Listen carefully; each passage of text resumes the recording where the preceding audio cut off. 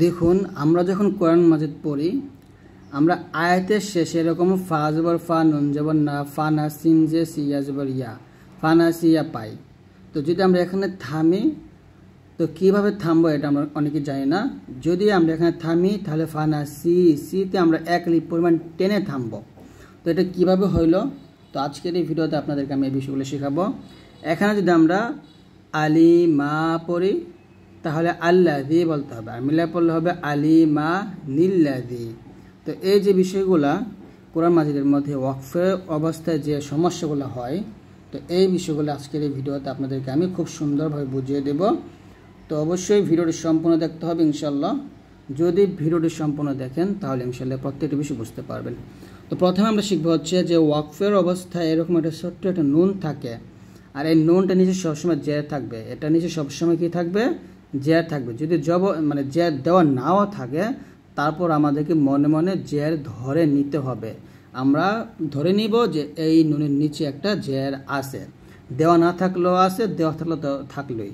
তো যাই হোক, তো এই নুনটা পড়ার দুইটা নিয়ম আছে। নিয়ম দুইটা হচ্ছে, যেমন এখানে যদি দেখুন যেটা পড়ি আহাদু আছে, ওয়াকফ করলে হবে আহাদে, ডালে সাকিন হয়ে যাবে। এই যে আমরা এখানে শিখব যে হরকতের উপর ওয়াকফ। যদি হরকতের উপর ওয়াকফ করি তাহলে সে হরকতটা মানে সে হরফটা সাকিন হয়ে যায়। যেমন ধরে এখানে যে গোল চিহ্নটা এটা ওয়াকফেরই চিহ্ন। তো ওয়াকফের অবস্থায় কি আসছে? ডাল আসছে, ডালের উপর পেশ আসছে, এক জবর এক জের এক পেশকে হরকত বলে।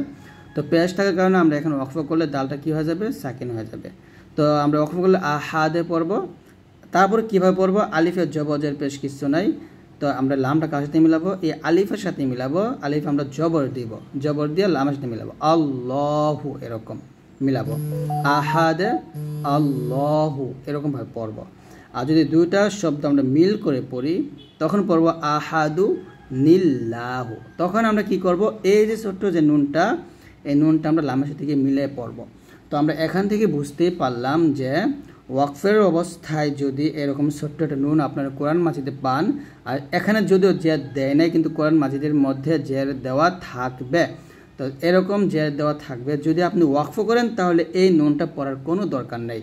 আহাদ এই ডালটা মানে যেটা থাকবে সেটা আমরা সাকিন করে ফেলবো, বা যেভাবে থাকবে সেভাবে পড়ে ফেলবো। তারপরে আলিফের উপরে জবর দিয়ে আমরা পড়বো আল্লাহ এরকম।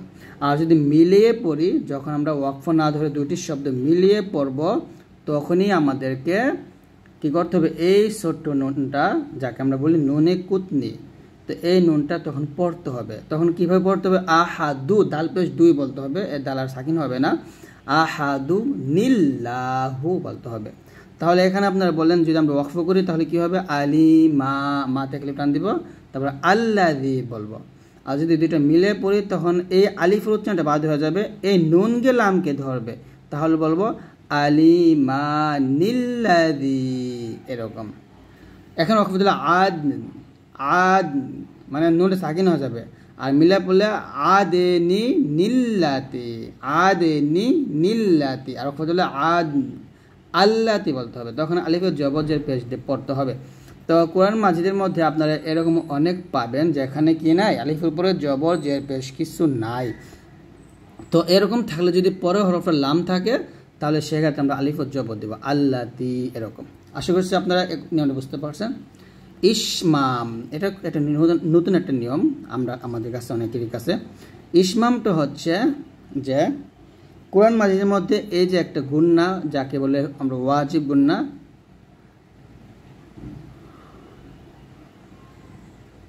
তো এই ওয়াজিব গুন্নাটা করার সময় আমাদের ঠোঁটটা গোল করতে হবে। ঠোঁট গোল করে একটু পেশের ভাব দিয়ে গোল করে এই পড়াকে ইসমাম বলে। যদি আমি পড়ি, এখানে আসে কি ক্বালু ইয়া আবানা মা লাকা লা তা'মান্না আছে, মান্না এখানে যেটা আছে, কিন্তু আমাদের পড়তে হবে মা লাকা লা তা'মান্না, মাউন এরকম, মাউন্না এরকমভাবে আমাদেরকে ইসমাম পড়তে হবে। এটা কোরআন মাজিদে এক জায়গায় পাবেন, এটা সূরা ইউসুফে আপনারা পাবেন। ওকে, এখন আমরা চলে যাব হচ্ছে ওয়াকফ ও সাক্তা, খুবই গুরুত্বপূর্ণ বিষয়। ওয়াকফ আমি এখানে বলছি যে হারকাতের উপর ওয়াকফ করলে আমরা কীভাবে ওয়াকফ করব? যে সে হারকাতটা কী হয়ে যাবে? সাকিন হয়ে যাবে। যেমন ওয়াল ফাতহু আছে, এখানে থামলে হার সাকিন হবে, রটা সাকিন হবে, দালটা সাকিন হবে, ইয়াটাও সাকিন হবে। এখানে 4টা শব্দ 4 রকম। দেখুন কীরকম, যদি আমরা প্রথমটা সাকিন করি তাহলে এই তাও সাকিন করব, হাটও সাকিন করব, দুইটা একসাথে সাকিন করতে হবে। আসে ওয়াল ফাতহু, থামলো হবে ওয়াল ফাতহ, ওয়াল ফাতহ, ওয়াল ফাতহ, এরকম। অর্থাৎ তার সাথে আমরা হার সাকিনটা নিয়ে আসবো, মানে হায়ের উচ্চারণটা নিয়ে আসবো, ওয়াল ফাতহ, এরকম। এটা সহজ। আকবার, রু আছে, র পেশ থামলে আকবার, রটা আমরা মোটা করবো এক্ষেত্রে, আকবার, এরকম। এখানে আহ মা দু আছে, থামলো কিন্তু দালটা সাকিন হবে, তবে এখানে দালটা আবার কলকলা করতে হবে, আহ মাদ, আহ মাদ, দালটা কি হয়ে যাবে, আবার কলকলা হয়ে যাবে। ফানাসি, ইয়া আছে, ইয়া যাবে ইয়া। তো এখানেও যদি আমরা ওয়াকফ করি তাহলে নিয়ম অনুযায়ী কী হয়ে যাবে, ইয়াটা সাকিন হয়ে যাবে। তো ইয়া যদি সাকিন হয়ে যায় তাহলে জেরের পর জজমলে ইয়া চলে আসে না, জেরের পর জজমলে ইয়া আসলে ওটা মাদে হরফ হয়ে যায়। এই জন্য আমরা এখানে একালিফ টান দিব, ফানাসি, এরকম। তো আশা করছি আপনি এই নিয়মটা বুঝতেই পারছেন। তারপর যে নিয়মটা আমরা শিখবো সেটা হচ্ছে তানভিনের উপর। তারপর নিয়মটা হচ্ছে তানভিনের উপর ওয়াকফ, অর্থাৎ একইভাবে হরকতের উপর ওয়াকফ বা তানভিনের উপর ওয়াকফ করলে সে হরফটা সাকিন হয়ে যায়। যেমন এখানে আসছে জি নুন, নুন দুই পেশ নুন আসছে, ওয়াকফ করলে নুনটা সাকিন হবে, তবে এটা মাদের হরফের পরের হরফে ওয়াকফ ধরার কারণে সেই মাদে আমরা 3 আলিফ টান দিয়ে পরের হরফটা সাকিন করবো, সিজিন,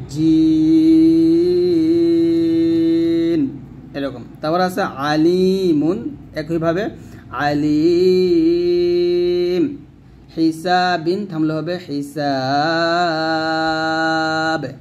তাহলে এখানে আমরা বুঝে নিলাম মাদের হরফের পরের হরফ ওয়াকফ করলে সে মাদের 3 আলিফ টেনে পরের হরফটা সাকিন করতে হয়।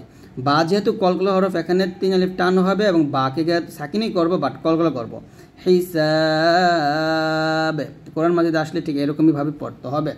তারপরে তায়ের উপর ওয়াকফ, এটা হচ্ছে গলতা বলি আমরা। আর এ তার উপর যখন আমরা ওয়াকফ করব, এ তাটা কিন্তু তখন হা সাকিন হয়ে যাবে। যেমন এখানে আছে তাযকিরাতুন, এখানে একটা বিষয় সেটা হচ্ছে এই তার উপরে জবর জের পেশ যাই থাকুক না কেন, দুই জবর দুই পেশ যাই আসুক না কেন, তাটা হা সাকিন হবে। তাযকিরাতুন, থামলে হবে তাযকিরাহ, মুতাহহারাতিন, থামলে হবে মুতাহহারাহ, মুকাররামাতিন, থামলে হবে মুকাররামাহ। এখানে আমরা একটা ভুল করি, সেটা হচ্ছে আমরা তার উচ্চারণটা যখন হা সাকিন করি তখন হাটা স্পষ্ট ক্লিয়ারলি আনি না, আমরা এটা আনতে হবে, না আনলে কিন্তু বড় ভুল হবে। মুকাররামাহ, মুমাদ্দাদাতিন, মুমাদ্দাদাহ, এরকম। তারপর হচ্ছে কলকলার উপর ওয়াকফ। আমরা সবাই জানি কফ, ত, বা, জিম, দাল 5টা হচ্ছে কলকলা হরফ। তো কলকলা হরফের উপর যখন সাকিন থাকে তখন তো কলকলা করতে হয়, এবং ওয়াকফের অবস্থায় যদি কফ, ত, বা, জিম, দাল এই 5টা হরফ আসে তখনও কলকলা করতে হবে। যেমন আহাদুন, থামলে হবে আহাদে, দাল সাকিন হবে এবং কলকলা হবে, আহাদে। ইযা ওয়াকাবা, থামলে হবে ইযা ওয়াকাবে, ওয়াকাবে। হাতাবুন, থামলে হবে হাতাবে, হাতাবে। খয়লাকুন, থামলে হবে খয়লাক, লাক, এভাবে কলকলা করব। তারপর আসেন মুআনাক, এটা খুবই গুরুত্বপূর্ণ একটি নিয়ম। মুআনাক হচ্ছে কোরআন মাজিদের মধ্যে দেখবেন যে এরকম 3টা ফুটা, এই যে 3টা ফুটা, এই যে 3টা ফুটা, 3 এরকম 6টা ফুটাকে বলা হয় মুআনাকা। তো এটা পরে নিয়ম হচ্ছে এক জায়গায় থামতে হয়, আরেক জায়গায় মিলায় পড়তে হয়। ধরেন আমি এখানে থামবো, মিন কুল্লি আমর, তো আমি এই দুটো মিলে পড়বো, সালামুন হিয়া হাত্তা মাতলাইল ফাজর। তার মানে আমি কি করছি, এক জায়গায় থামছি আর এক জায়গায় মিলাইছি, এখানে থামছি আর এই দুটো মিলাইছি। আমি যদি চাই এটা মিলাতে পারি, মানে আপনি প্রথমে থামতে পারেন, আবার দ্বিতীয়তে মিলাতে পারেন, আবার প্রথমে মিলাতে পারেন, দ্বিতীয়তে থামতে পারেন, এরকম। তো আমি এই দুটো এখন মিলাবো, মিন কুল্লি আমরিন সালাম, এই দুটো মিলাইছি। এখানে আমি এটা আলাদা পড়বো, হিয়া হাত্তা মাতলাইল ফাজর, অথবা মিন কুল্লি আমর, এখানে থামবো, এই দুটো মিলাবো, সালামুন হিয়া হাত্তা মাতলাইল ফাজর। তো এই হচ্ছে মুআনাকা নিয়ম, এগুলো কোরআন মাজিদে অনেক পাবেন। সাক্তা, সাক্তা হচ্ছে এরকম আয়াতের মাঝে না, মানে ওয়াকফের অবস্থায় থাকবে, আয়াতের মাঝে থাকতে পারে। তো ওয়াকফের অবস্থায় এরকম থাকে, সিন কাফ তাহা সাক্তা। এটার পরে নিয়ম হচ্ছে আমি এই শব্দ এবং এই শব্দ, দুটো শব্দ এক শ্বাসই পড়ব, কিন্তু মাঝখানে আমি একটু থেমে যাব। তার মানে এই না আমি আমার শ্বাস ফেলে দেবো, সেটা না, শ্বাস থাকবে। ইওয়াজা কয়িমা, এই যে আমি ইওয়াজা বলে এটা থেমে গেছি, তার মানে এই না আমি শ্বাস ফেলে দিয়েছি, শ্বাস কিন্তু ফেলাই নাই, শ্বাস মাঝখানে শুধুমাত্র আপনি একটু আমার আওয়াজটা বন্ধ করছি।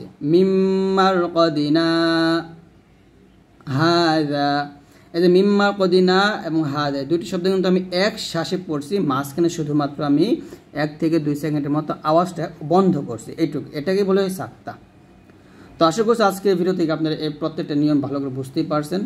যদি বুঝতে পারেন অবশ্যই প্লিজ একটা লাইক দিয়ে দিবেন, আর আমাদের ভিডিওগুলো সবার কাছে ইনশাআল্লাহ শেয়ার করে দিবেন, যেন অন্যরাও আল্লাহর রহমতে কোরআন মাজিদ শিখতে পারে।